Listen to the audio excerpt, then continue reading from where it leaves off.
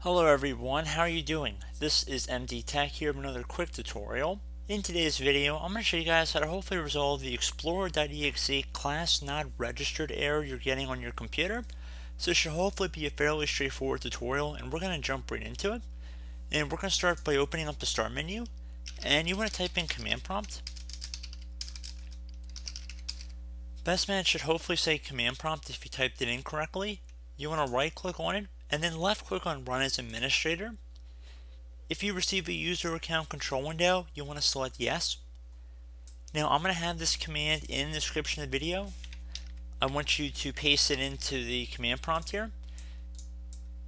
So just go up to the top bar of the command prompt, right click on it, left click on edit, and then left click on paste once you have the command pasted in.